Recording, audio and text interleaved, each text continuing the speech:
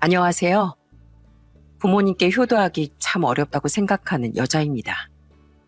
저희 부모님은 걱정이 많은 분들이세요. 그래서 부모님은 저와 두 오빠에게 이렇게 말씀하시곤 했죠.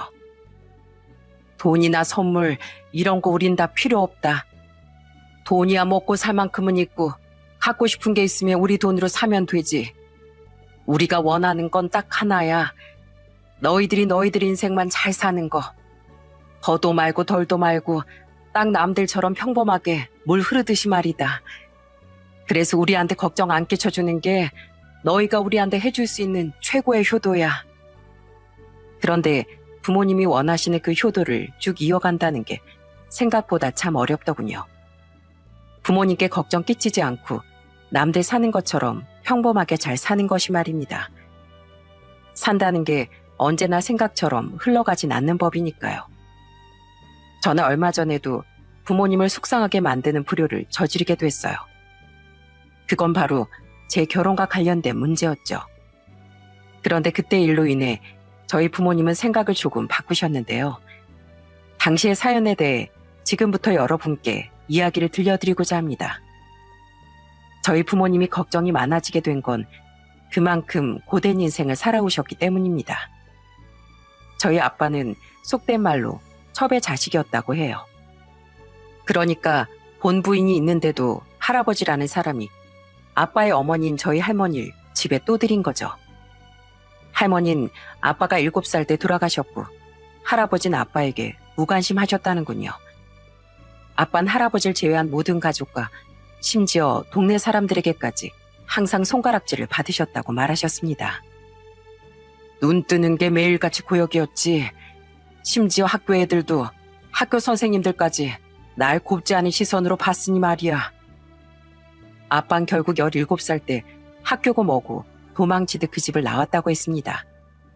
그 뒤로 아빠는 이 일 저 일 안 해본 일 없이 닥치는 대로 일하며 입에 풀칠을 했다고 해요. 나도 난데 이 사람 처지도 참 딱하다 싶었다. 난 15살 때부터 부모님이 오빠들 뒷바라질 하라고 해서 학교를 억지로 그만두고 봉제 공장에 다녔어. 그러다 성인 돼서 또 부모님이 가라는 곳에 팔리듯이 시집을 갔는데 글쎄 애가 안 생기지 뭐니. 결국 난 결혼한 지 5년 만에 대놓고 다른 여자를 데려온 남편이랑 시부모에게 쫓겨났다.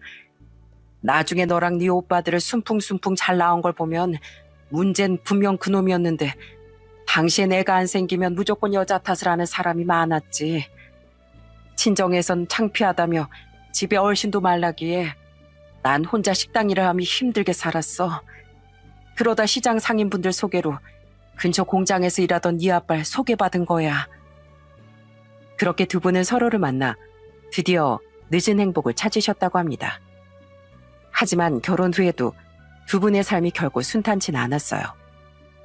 저희 가족은 제가 아직 많이 어렸던 시절 서울로 이사오며 한 반지하집에 터를 잡았었대요. 그런데 어느 날엔 그 집이 그만 홍수 때문에 침수가 되어버렸다고 합니다. 그때 집안 가재도구들 대부분이 망가지거나 유실되어 두 분은 어린 우리 3남매를 데리고 한동안 더더욱 힘겹게 사셔야 했다고 해요. 이후 겨우 숨을 돌렸다 싶었더니 이번엔 작은 오빠가 혈액암인 백혈병에 걸렸다는군요. 그때쯤부터는 저도 기억이 났어요. 오빠가 투병하는 내내 부모님은 아주 많이 힘들어하셨죠. 여보, 우리 한범이 잘못되기라도 하면 어쩌죠? 왜 남들은 평범하게 잘만 사는데 우리한테만 이렇게 불행한 일들이 닥치는 걸까요? 대체 우린 언제쯤이 돼야 딱 남들만큼이라도 평범하게 살 수 있죠? 다행히 오빠가 지금은 튼튼해졌지만 오빠가 투병하는 몇 년 내내 부모님도 저와 큰오빠도 아주 힘겨운 시간을 보냈어요. 그래도 작은 오빠의 병이 나으며 차차 집이 많이 안정됐습니다. 부모님은 제가 고등학생 땐 같이 돼지곱창집을 차려 운영하기 시작하셨어요. 그리고 곱창집은 다행히 매출이 꾸준히 나와 안정되게 자리를 잡았죠. 두 분은 이제야 우리 운이 트이려나 보다며 안심하시더군요. 그렇게 항상 안정되고 평범한 삶을 동경하며 살아오신 두 분은 항상 우리에게 딱 남들만큼만 행복하게 잘 살아라. 더도 말고 덜도 말고 그게 최고의 효도다.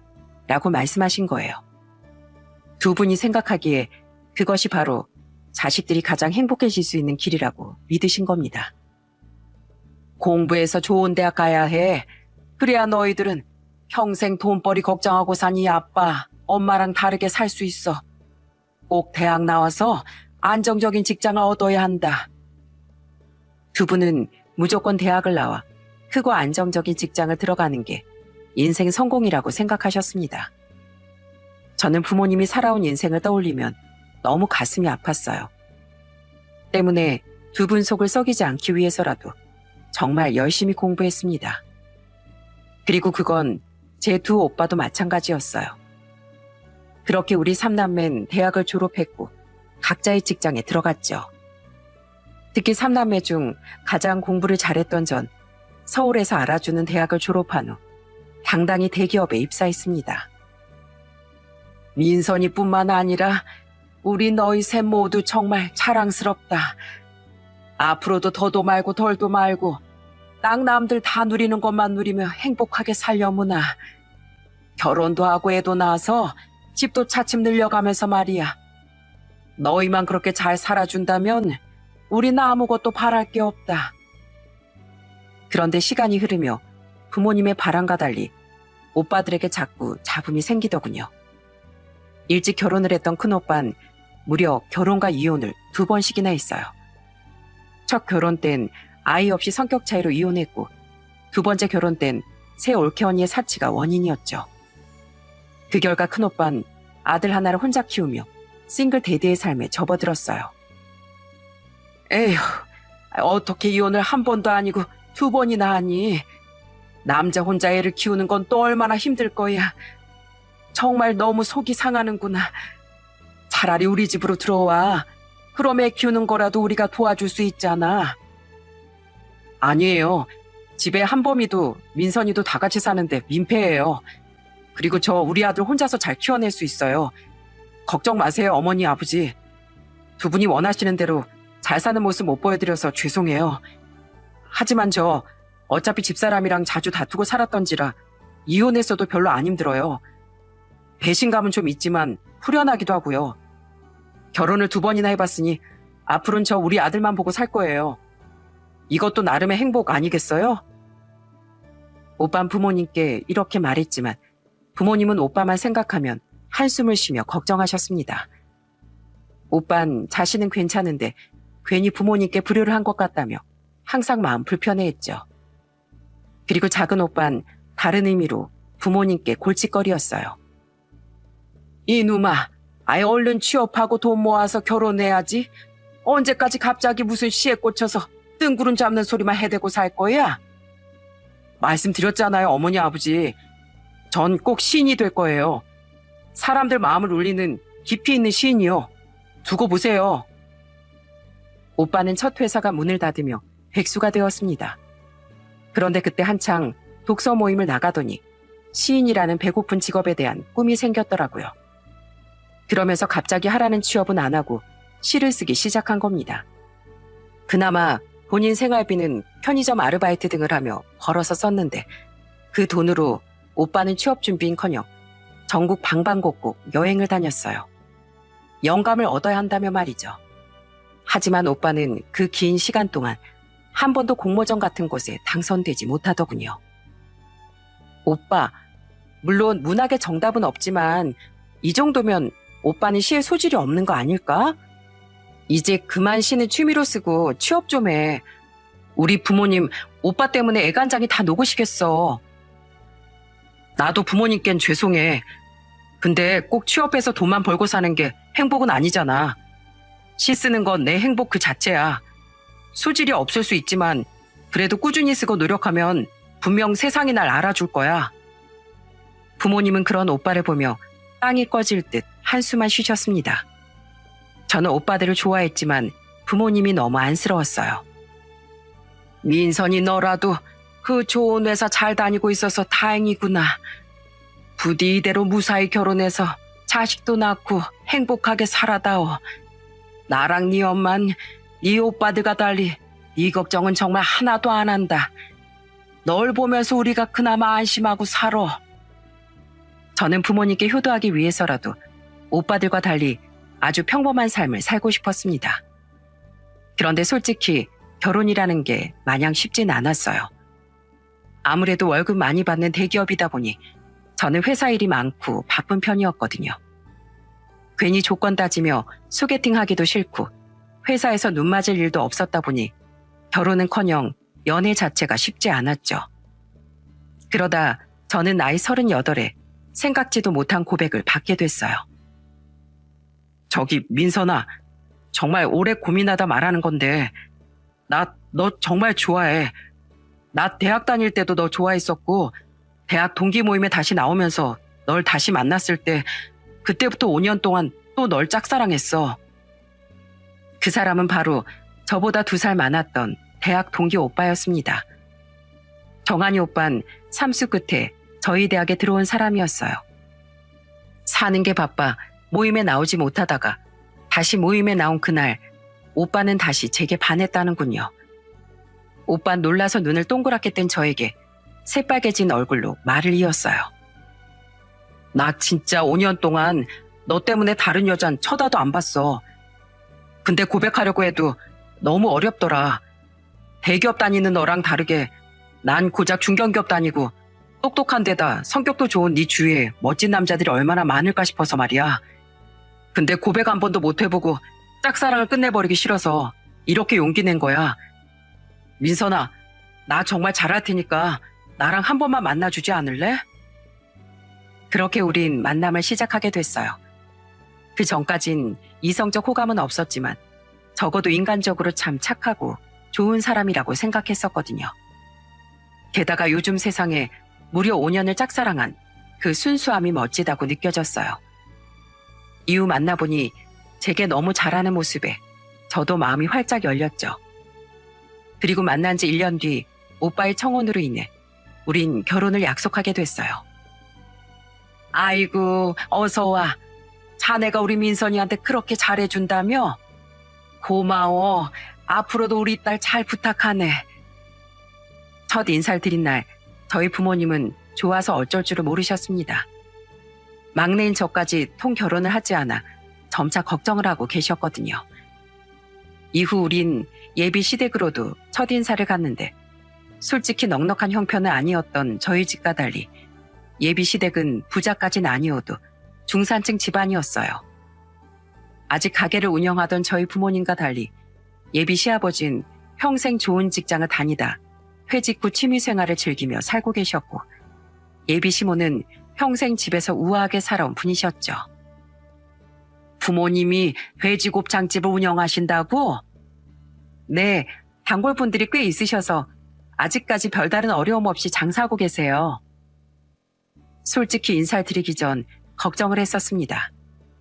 아무래도 집안 차이가 나다 보니 시부모님 될 분들이 저를 마음에 안 들어 하시면 어쩌나 싶어서요. 아니나 다를까 예비 시모는 제 부모님의 직업을 묻더니 더 이상의 질문 없이 눈앞에 커피만 홀짝이시더군요. 딱히 못마땅해 하는 표정은 아니었지만 그 자체에서 저를 탐탁지 않게 여긴다는 뉘앙스는 충분히 받을 수 있었죠. 그런데 마음이 불편해지려는 순간 예비 시아버지와 예비 남편의 여동생이 그런 분위기를 확 풀어주지 않겠어요? 언니 부모님 곱창집 하세요? 와, 너무 좋으시겠다. 그럼 먹고 싶을 때 그 맛있는 곱창을 언제든 먹을 수 있었을 거 아니에요. 저 돼지곱창 진짜 좋아하거든요. 저도 언니 집 막내딸로 입양해 주시면 안 될까요? 저 나중에 놀러 가도 돼요? 정말요? 그럼요. 저희 부모님도 좋아하실 거예요. 아니면 제가 나중에 포장해다 드릴게요. 아싸! 엄마, 아빠, 오빠! 난 이 결혼 무조건 찬성! 찬성! 조용히 좀 하거라. 미안하구나. 우리 딸이 워낙 천성이 좀 밝아. 그리고 당신 물어봤으면 이렇다 저렇다 대답을 해야지. 아가 민망하게 왜 커피만 홀짝이고 있어? 뭐가 마음에 안 들어서? 두 분 우리보다 연세도 많으시다던데 그 나이까지 쉬지 않고 장사하고 계시는 게 얼마나 대단하셔? 민선이는 집이 어려운 와중에도 열심히 공부해서 한 번에 그 대학에 합격했다며. 대기업도 졸업하자마자 철석 붙어버리고. 정말 장하구나. 아주 훌륭하신 부모님 아래서 자란 멋진 며느리가 우리 집에 들어오게 됐어. 예비 시아버지와 시누인 참 좋은 사람들이었습니다. 딱 보니 예비 시모만이 그 집에서 좀 까칠한 편인 것 같았는데 그 시모로 인한 제 불편함을 순식간에 풀어내고 제 편을 들어준 두 사람 덕에 분위기는 화기애애해졌어요. 예비 시모 또한 그제야 자신도 제가 며느리가 되어 기쁘다며 웃어 보였죠. 그 뒤로 우린 무난히 상견례를 진행했고 이후부터 본격적으로 결혼 준비를 시작했습니다. 그런데 그 과정에서 자꾸만 예비 남편과 갈등이 생기더라고요. 결혼 준비할 때 예비 신혼부부가 그렇게 많이들 싸운다죠. 저는 그 시기를 고스란히 겪으며 마음고생을 하게 됐어요. 그리고 그 문제의 뒤엔 항상 예비 시모가 존재하더군요. 내가 좀 알아봤는데 여기랑 여기 예식장이 음식도 주차도 좋고 가격도 괜찮은 것 같아. 그게 있지? 사실 어머니가 호텔에서 꼭 결혼식을 진행했으면 하시더라고. 다른 지인들은 대부분 호텔에서 결혼식 했는데 우리만 평범한 데서 하면 모양 빠진다고 말이야. 무조건 호텔 예식 아니면 싫으시대. 뭐? 결혼식장을 하는 우리들 마음이지 왜 어머님이 조언도 아니고 강요를 하셔? 그리고 호텔 예식이 얼마나 비싼데 그 비용 다 우리가 내는 거잖아. 애초에 그런 건 오빠가 먼저 잘 말씀드렸어야지. 결혼식은 부모님 잔치기도 하다는데 그냥 어머니 원하는 대로 해드리면 안 될까? 어머니가 원하시는데 무자르듯 안 된다고 말하는 게 좀 어렵더라고. 오빠, 우리 신혼집 위치는 어느 쪽으로 구할까? 아무래도 오빠랑 우리 회사 가운데쯤이 낫겠지? 아니면 둘 다 출퇴근이 그나마 가깝고 집값도 서울보단 저렴한 수도권 지역 쪽으로 알아볼까?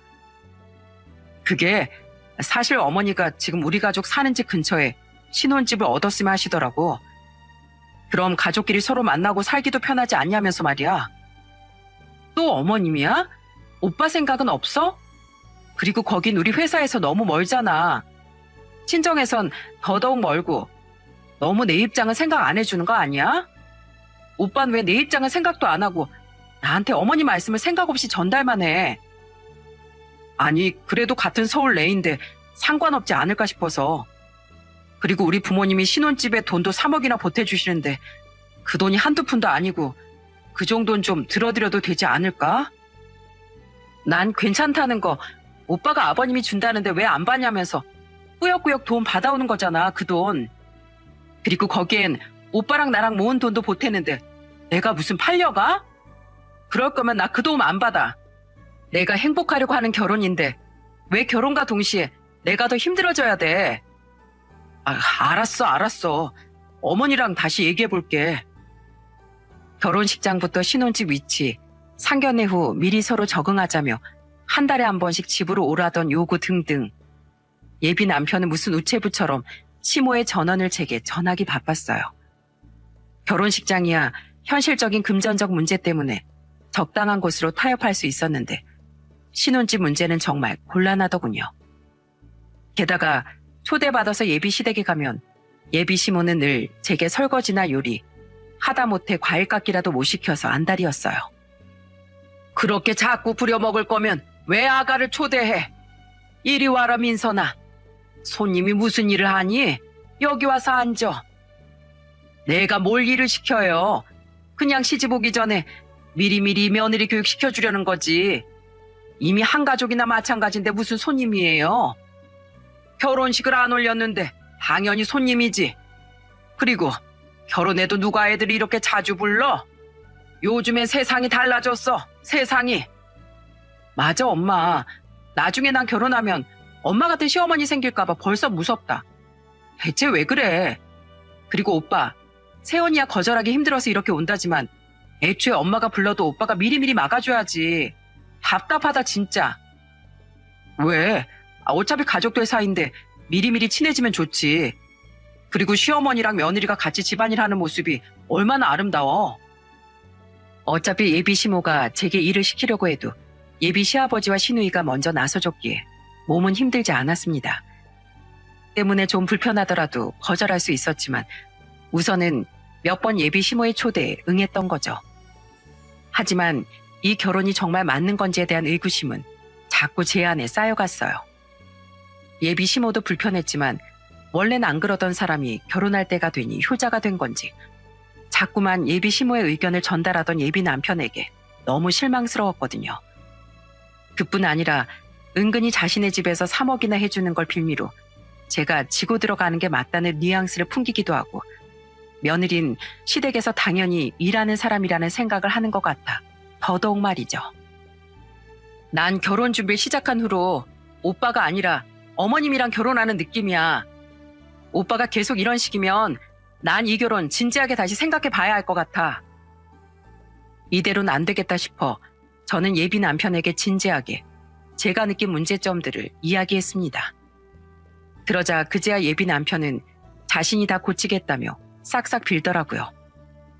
하지만 그 뒤에도 이미 실망한 제 마음은 좀처럼 전으로 되돌려지지 않더군요. 그러던 어느 날 집에 있던 전 거실에서 통화하던 엄마의 목소리를 듣게 됐어요. 우리 민선이? 아이 그럼 결혼 준비 잘하고 있지. 시댁 어른들도 좋은 분들인가 봐. 감사하게도 애들 집 구하는데 큰돈까지 보태주신다고 했다니까. 돈이 문제가 아니라 우리 민선이 나랑 다르게 적어도 돈 때문에 고생하면서 살지는 않겠다 싶어서 참 안심했어. 우린 아무것도 안 해주냐고? 해줘야지 당연히. 애들 돈은 다 집 구하는데 보탠다길래 우린 혼수해주기로 했어. 마음 같아선 사돈 어른들만큼 크게 도와주고 싶은데 형편이 안 돼서 속상하지 뭐. 에휴, 우리 딸은 결혼해서 정말 잘 살아야 할 텐데 내가 우리 두 아들만 생각하면 한숨 쉬느라 수명이 10년은 줄어든 것 같아. 그나마 우리 민선이라도 남들처럼 잘 살아서 정말 다행이야. 그런 엄마의 말을 듣자 참 심란했습니다. 이미 결혼이 여기까지 진행된 와중에 그런 몇 가지가 걸린다고 무작정 결혼을 뒤엎는 게 옳은 행동인가 싶었죠. 무엇보다 제가 파혼을 하면 속상해하실 부모님 생각에 많이 망설여졌어요. 그런데 그 와중에 결국 제가 이 결혼에 대해 단단히 마음이 돌아서게 된 결정적 사건이 발생했죠. 예, 나 너희 회사 앞 카페인데 잠깐 좀 나와보거라. 내가 줄 게 있어서 말이야. 지금요? 저 곧 회의 들어가야 하는데 급한 일이세요, 어머님? 그냥 뭐 좀 주기만 하면 돼. 아, 내가 여기까지 왔는데 며느리 돼 내가 내려와 보지도 않을 거야? 얼른 와라. 어느 날 오후 예비 시모는 갑자기 제 회사 앞으로 절 찾아왔더군요. 회의 준비로 정신없던 전 결국 한숨을 쉬며 회사 앞 카페로 향했어요. 그리고 바쁜 저를 불러낸 예비 시모가 내민 종이 한 장을 보고 저는 기가 차서 헛웃음이 나고 말았습니다. 이게 예단 혼수 목록이라고요? 그래, 다 해서 한 3억 원어치 될 거다. 꼼꼼히 확인해서 우리 집으로 보내도록 해라. 혼수 예단을 3억 원어치요? 그래야 공평하지 않니? 우리가 집값에 3억 보태주기로 했잖아. 그럼 혼수는 너희 부모님이 해주기로 하셨으니까 예단까지 합하더라도 우리가 하는 만큼 해주셔야 우리도 손해가 아니지. 어머님, 저희 집은 이만한 사정 안 되는 거 아시잖아요. 그럴 여유가 있으셨으면 애초에 저희 부모님이 그만큼 집값에 보태주셨겠죠. 그럼 네 부모님 앞으로 빚이라도 내서 해오면 되잖아. 난 막말로 10원짜리 하나 손해보기 싫어하는 성격이야. 근데 너 우리가 3억이나 도와주는데 예식장도 네 뜻대로 하고 신혼집도 결국 네가 원하는 동네로 구하기로 했다며? 건방지게. 게다가 별 볼 일 없는 집안 자식이라 살림이라도 잘 가르쳐서 앞으로 노동력으로 써먹으려고 했더니만 너네 남편이랑 우리 딸만 믿고 기세등등하면서 아무것도 안 하더라. 내 우리 남편 앞이라 말은 못하고 기가 차서 진짜. 그나마 내 마음 알아주는 건 효자인 우리 아들밖에 없었어. 근데 그런 아들도 이번 명절에 내가 너 좀 데려와서 일 좀 시키자니까 질색을 하더라. 어차피 결혼하면 다 할 거니까 결혼 전까지만 좀 참으라나 뭐라나. 분명 여우 같은 네가 조종한 거지? 예비 시모는 제게 무려 10가지 예단 혼수 목록을 적어 가지고 온 겁니다. 아마 집에서 주면 예비 시아버지가 화를 낼 테니 예비 시모는 일부러 저희 회사 근처까지 찾아온 것 같았어요. 그 합쳐서 3억이나 되는 목록을 읽어보는데 정말 어이가 없더군요. 우선 저희 신혼집에 들어갈 혼수는 그 10가지 중 제일 첫 줄에 적혀 있었어요. 신혼집에 들어갈 고급 혼수 전반이라는 간단한 말로 말입니다. 그리고 그 아래서부턴 전부 시댁과 관련된 물건들이더군요. 예비 시모의 보석 세트, 예비 시부모의 수입산 고급 침구 세트, 예비 시부모와 시누이의 맞춤 예보, 최고급 수입 브랜드 고급 그릇 세트, 최신형 TV와 냉장고, 예비 시아버지 수입차, 또 친척들 고급 이불 세트까지 말이죠. 마지막으로 제일 기가 막혔던 건 모든 물건을 사고도 3억에서 부족한 금액만큼은 예단비로 보낼 것이라는 10번째 문항 때문이었습니다. 제가 어이없어 하는 와중에 예비 시모는 제 앞에서 계속 자기가 하고 싶은 말을 떠들어대고 있었어요. 계속 우리 아들 조종해서 요리조리 빠져나가니까 나 아예 다른 거 말고 똑같이 돈으로 받아내야겠다. 그래서 그 혼수 예단 목록 적어온 거야. 너 표정이 왜 그러니? 뭐 불만 있니? 설마 받은 만큼 시댁에 봉사하긴 싫고 그렇다고 똑같이 돈으로도 못 토해내겠다 이거야? 솔직히 예비 시모의 말에 대답할 가치도 못 느끼겠더군요. 게다가 당시 정신도 없었던 게 회의 시작할 시간이 거의 다 되어 제 휴대폰에선 재촉 전화가 계속 걸려오고 있었어요. 때문에 저는 그 말 같지도 않은 목록이 적힌 종이를 들고 그냥 일어나 버렸습니다.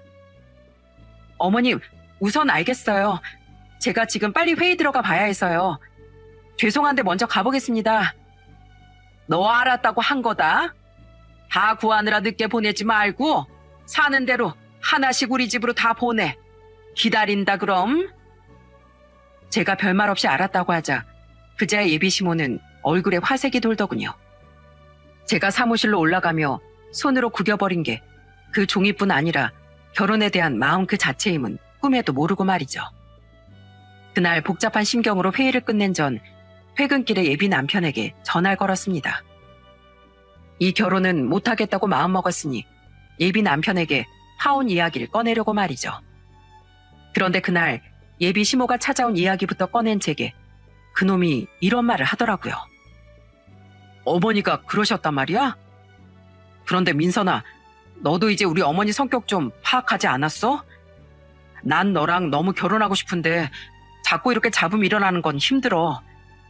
그러니까 우리 기어코 우리 어머니한테 계속 맞서지 말고 그냥 어머니 원하는 대로 들어드리자. 우리 앞으로 빚이 생기는 건 좀 그렇고 우선 집 담보로라도 대출받아서 어머님 아버님한테 돈 마련하시라고 해봐. 그리고 그만큼 우리가 살면서 잘 사는 모습 보여드리면서 효도하면 되잖아. 아마 두 분도 돈보단 당신이 행복하게 사는 게 더 중요하다고 생각하실걸? 뭐? 몇 억을 대출받아서 당신 어머니한테 드리는 게 내가 행복해지는 길이야? 그래야 너도 우리 어머니한테 더 이상 눈총 안 받고 예쁨 받을 거 아니야. 그리고 솔직히 너희 어머님 아버님이 좀 양심 없으시긴 했어. 우리 집에선 3억이나 해주는데 고작 몇천 들여서 혼수만 해주려고 하셨잖아. 그래도 난 사랑으로 너 감싸주려고 했는데 손익 계산이 확실한 우리 어머니는 힘드셨나 봐. 민선아, 저번에 너 나한테 결혼 진지하게 다시 생각해보겠다고 했지만 결국 나 봐줬잖아. 그럼 너도 나랑 파혼할 생각 애초에 없었던 거지? 그러니까 기왕 결혼할 거 우리 그냥 좋게 그렇게 해결하자. 우리 부모님이 양심이 없었어? 아, 그렇게 생각했구나. 알았어. 나도 오빠 말대로 더 이상 잡음 안 일어나도록 할게. 역시 우리 민선이야. 성격이 아주 똑부러져. 그럼 다 해결된 걸로 알고 끊을게. 파혼의 파자도 꺼내기 전에 저는 그놈의 괘씸한 말에 말문이 막혔습니다. 그런데 듣다 보니 이놈이 저희 부모님에 대해서 말을 함부로까지 하더라고요. 두 모자에게 귀가 차다 못해 약까지 오른 저는 이 분함을 갚아주고 파혼해야겠다고 생각했어요. 때문에 저는 다음날 상자 하나를 준비해 시댁에 퀵으로 보낸 뒤 예비 시모에게 전화를 걸었죠. 어머님, 집이시죠? 그래, 지금 우리 가족 정환이 빼곤 다 집에 있다. 혼수랑 예단 준비는 잘 되고 있니? 네, 제가 방금 퀵으로 제일 먼저 마련한 혼수 하나를 어머님 댁으로 보냈거든요. 곧 도착할 테니까 다 같이 열어보세요. 정말? 아, 이렇게나 빨리? 아유, 좋아라. 퀵이면 뭘까? 보석인가? 아무튼 알았다. 내 받고 다시 전화하마. 예비 시모는 좋아서 어쩔 줄을 모르더군요. 그 퀵으로 어떤 물건이 도착할지 상상도 못하고 말이죠. 그리고 잠시 뒤 다시 제게 전화를 건 예비 시모는 제게 소리를 빽 질러대기 시작했어요. 야, 너 이 상자 안에 이 종이 뭐야? 하혼장? 너 지금 누구 약 올려? 아, 받으셨어요? 약 올리긴요. 그게 어머님이 주신 그 목록에 대한 제 대답이에요. 가족들 다 집에 있다고 하셨으니까 다 같이 보신 거 맞죠? 제가 예비 시모에게 보낸 건 바로 직접 손으로 적어내려간 파혼장이었습니다. 예비 시모가 제게 10가지 예단 혼수 목록을 적어줬듯 저도 10가지 이유를 적어서 말이죠. 지금 생각하면 참 유치한 행동이었지만 그렇게라도 전 예비 시모의 속을 뒤집고 예비 남편에게 되갚아주고 싶었어요. 저희 집안 사정을 뻔히 알면서도 3억이나 되는 예단과 혼수를 요구한 예비 시모에게도 저희 부모님이 얼마나 힘들게 자식들을 키워주셨는지 다 들었으면서 감히 양심 없다는 망언을 한 예비 남편에게도 말입니다. 제가 그곳에 적은 파혼장의 내용은 이랬어요. 나 김민서는 이 서류가 개봉된 시간부로 파혼할 것을 선언합니다. 그 사유인즉슨 첫 번째, 나는 돈 3억에 예비 남편이었던 오정환의 집에 팔려가는 물건이 아니기 때문입니다. 두 번째, 그럼에도 불구하고 그 3억에 대한 값어치를 나에게 노동으로 뽑아 먹으려고 한 부 예비 시모 박진남 씨 때문입니다. 세 번째, 하지만 그 시도에 실패하자 이번엔 현금을 포함한 3억 원치 예단과 혼수를 당당히 요구한 박진남 씨 때문입니다. 그때 요구한 목록은 아래와 같습니다. 네 번째, 나는 이 3억 원어치의 예단 혼수를 마련할 돈이 전혀 없기 때문입니다. 다섯 번째, 설사 그 돈이 있더라도 그 예단 혼수를 마련할 마음이 전혀 없기 때문입니다. 여섯 번째, 평생 자식들을 위해 열심히 살아온 내 부모님에 대해 3억을 고작 몇천만 원어치 혼수로 퉁치려는 양심 없는 사람들이라고 말한 내 예비 남편 오정환 때문입니다. 일곱 번째, 집안의 평화를 자신이 살면서 가장 배려해줘야 할 아내 될 사람의 희생으로 유지하려 한 오정환 때문입니다. 여덟 번째, 오정환 이런 인간인 걸 미처 알지 못하고 1년이나 만난 나 자신이 한심하기 때문입니다. 아홉 번째, 내 손으로 이런 똥통에 더는 발을 들이기 싫기 때문입니다. 열 번째, 이 파혼이 내 인생을 더욱 행복하게 만들어줄 것이기 때문입니다. 내용이 이랬으니 예비 시모가 눈이 뒤집어져서 전할만 했다고 생각해요. 예비 시모는 제게 씩씩대며 이렇게 말했습니다. 너 내 앞에서 나야겠다고 대답해놓고 이렇게 내 뒤통수를 쳐? 너 일부러 우리 남편도 다 볼 수 있게 이런 식으로 보낸 거지? 나 우리 남편한테 네가 먼저 나서서 그만큼 예단 혼수하겠다고 했다고 거짓말 해놨단 말이야. 근데 이 종이로 다 들통났잖아. 하혼을 하려면 조용히 날 것이지 이 독한 것 같으니라고. 전 그저 조용히 파혼장만 보냈는데요. 지금 조용하지 못한 건 바로 어머님이세요. 이게 어디서 말장난이야? 이야, 나 너 때문에 방금 남편한테 생활비 카드 뺏겼어. 앞으로는 10원짜리 한 장까지 허락받고 쓸 처지가 됐다고. 진짜 내가 기가 막혔어 원. 이래서 가난한 집 인간들은 상종하는 게 아니라니까. 상견례 때 너희 부모가 입은 구질구질한 옷 보니까 집안 수준 알만하더라. 그랬으니 꼴랑 3억도 없어서 어른한테 이렇게 되바라지게 이딴 짓이나 하지? 네, 저희 집에 꼴랑 3억은 없는데요. 그래도 저희 부모님이 어머님보단 부자인 것 같네요. 어머님은 그 3억이 있어도 마음이 풍족하지 못하시잖아요. 그러니까 고작 입은 옷 가지고 사람한테 수준 같은 말을 운운하는 거 아니겠어요? 그리고 저도 원래 그렇게까지는 안 했는데요. 어머님, 아니, 아줌마 아들이 제 부모님을 모욕하더라고요. 그래서 저도 열받아서 똑같이 어머님 속 뒤집어 놓으려고 그 파혼장 보낸 거예요. 아줌마 손해보는 거 가장 싫어한다고 하셨죠? 그런데 그런 지독한 행동이 결국 아줌마한테 이렇게 더 큰 손해를 가져다 준다는 거 잊지 마세요. 뭐? 아줌마? 근데 이게 진짜? 여보, 담배 피우러 나간다더니 왜 벌써 들어왔어? 이 여편 내가 진짜 라이터 두고 나가서 금세 다시 들어왔다가 나 당신 통화하는 소리 다 들었어. 당신은 도무지 안 되겠어. 그나마 조금씩 주기로 했던 최소한의 생활비도 안 줄 거고 앞으로 집에 필요한 식재료 생필품 다 내가 살 거야. 그러니까 당신은 돈 필요하면 나가서 직접 벌어서 쓰던지 해. 싫으면 이혼하든가. 이제 시어머니 될 사람도 아니겠다. 저는 아줌마라고 부르며 소리쳤습니다. 그런데 그때 예비 시모의 휴대폰을 빼앗은 건지 휴대폰 너머에서 이번엔 예비 시아버지의 목소리가 들려오더군요. 민선아, 우선 내가 미안하구나. 세상에, 난 너랑 사돈 어른들한테 어디서 갑자기 돈이 났나 싶었지. 아니, 설마 이 사람이 직접 너한테 그런 욕을 했을 거라고는 생각도 못했다. 이 못된 집사람 대신 내가 정말 대신 사과하마. 그러니까 민선아, 우선 진정하고 이 파혼 다시 한 번만 생각해주면 안 되겠니? 죄송한데 아버님, 전 제 인생 제 손으로 꼬는 일을 못하겠어요. 비단 어머님뿐만 아니라 파혼장에도 적었듯이 전 정한이 오빠한테도 너무 실망했어요. 그동안 아버님은 저한테 참 잘해주셨는데 정말 죄송하게 됐습니다. 부디 앞으로 잘 지내세요. 그날 예비 시아버지가 예비 시모에게 한 말을 들어선 아마 그 뒤 한 번도 자기 손으로 돈을 벌어본 적 없던 예비 시모는 그 나이에 어디 나가서 일을 해야 하지 않았을까 싶어요.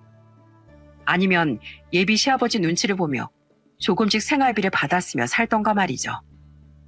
뭐 거기까진 제 알바가 아니지만은요.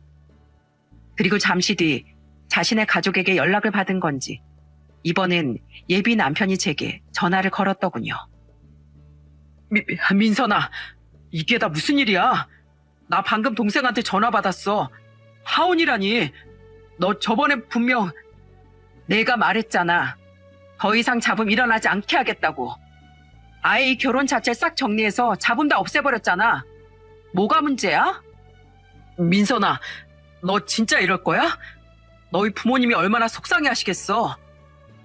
그 짜증나는 입에 우리 부모님 올리지도 마. 오빠는, 아니 넌 내 부모님을 욕되게 말한 순간 이미 내 인생에서 영원히 아웃이었어. 나 좋다고 하도 간이고 쓸개고 다 줄 것처럼 굴어서 진짜 성격이 이런 인간인 거 까맣게 몰랐지 뭐야? 그래도 결혼 준비하면서 네 실체를 알게 돼서 얼마나 다행인지 몰라. 야, 집안 다 빼고 너랑 나 둘만 보면 내가 훨씬 아깝거든? 직장도 벌이도 얼굴도 하다못해 성격도. 근데 어디서 감히 자기 노력으로 얻은 것도 아닌 돈 가지고 내 부모님한테 그딴 말을 해? 앞으로 살면서 내 눈에 띄면 너 가만 안 둔다. 민선아, 어떻게 이럴 수가 있어. 내가 널 5년이나 어떤 마음으로 짝사랑했는데 이게 다 우리 어머니 때문이야. 따지고 보면 다 우리 어머니 때문에 우리 이렇게 된 거잖아. 안 그래? 그냥 내가 앞으로 어머니 안 보고 살게. 그러니까 파혼 취소해줘. 나 너 없이 못 살아. 뭐 이런 비겁한 인간이 있어. 우리 파혼 사유는 네 엄마 때문도 있지만 결국은 다 네가 문제였던 거야. 아휴, 입 아파서 일일이 말하기도 싫으니까 집에 가서 내가 보내준 파혼장이나 읽고 제발 새 사람 되라. 끊어. 그렇게 저는 아주 소란스러운 파혼을 했습니다. 그날 친구 모임에 나가 있었던 그놈은 술에 취한 채 저희 집으로 찾아왔었어요. 그런데 하필 그날은 우리 3남매 중 가장 성격이 무섭던 큰오빠가 조카와 저희 집에 와 있었죠. 이미 가족과 함께 저에게 모든 자초지종을 다 들었던 오빠는 술 취한 그놈의 뒷덜미를 잡고 저 멀리 던져버렸어요. 형님, 아파요. 그럼 내가 너 간지러우라고 던졌겠냐? 형님, 제가 민선이를 얼마나 좋아하는지 아시잖아요. 형님도 이혼 2번이나 해놓고 동생까지 파혼녀 만들 거예요? 그게 어때서? 이혼보단 파혼이 100배 낫지. 그리고 내가 결혼 2번이나 실패한 사람 입장에서 결혼 좀 못한다고 사람 인생 불행해지건 하지 않아. 특히 우리 민선인 어디 빠지는 데도 없고 모자랄 것도 없는데 너 같은 놈 옆에서 스트레스 받고 사는 것보다 파혼이 5000배 낫지. 확 빨리 안 사라져? 그놈은 오빠에게 잔뜩 겁을 먹고 주랭랑을 쳤습니다. 그놈은 그렇게 처리했지만 가장 큰 문제는 속상해하던 저희 부모님이었어요. 저는 그런 두 분의 손을 잡고 조심스레 말했죠. 저 솔직히 그동안 두 분께 효도하고 싶어서 정말 열심히 노력하며 살아왔어요. 그래서 이번에도 정한이 오빠랑 오빠네 어머님 때문에 결혼 무르고 싶은 거 꽤 오래 꾹꾹 참았었고요. 근데 한참을 고민하다 결국 이번 일을 확실히 깨달았어요. 제가 진짜 부려하는 건 파혼보다 결혼해서 불행하게 사는 모습을 두 분께 보여드리는 거라고요. 이렇게 파혼해서 두 분 가슴 아프게 만든 건 정말 죄송해요. 근데 저 꼭 남들처럼 살지 않아도 두 분께 반드시 행복한 모습 보여드릴 수 있어요. 오빠들처럼요. 그러니까 제 걱정하지 마시고 그냥 지켜봐 주시면 안 될까요? 부모님은 한숨을 푹 쉬셨습니다. 그리고는 저를 꼭 안아주며 이렇게 말해주시더라고요. 그래, 어찌 보면 우리가 너무 예스러운 사고방식에만 갇혀 있었구나. 너희들이 가장 행복해지는 길은 남들처럼 평범하게 잘 사는 게 아니라 주어진 상황 안에서 너희에게 맞는 행복을 찾아가는 거라는 걸 우리도 명심하마.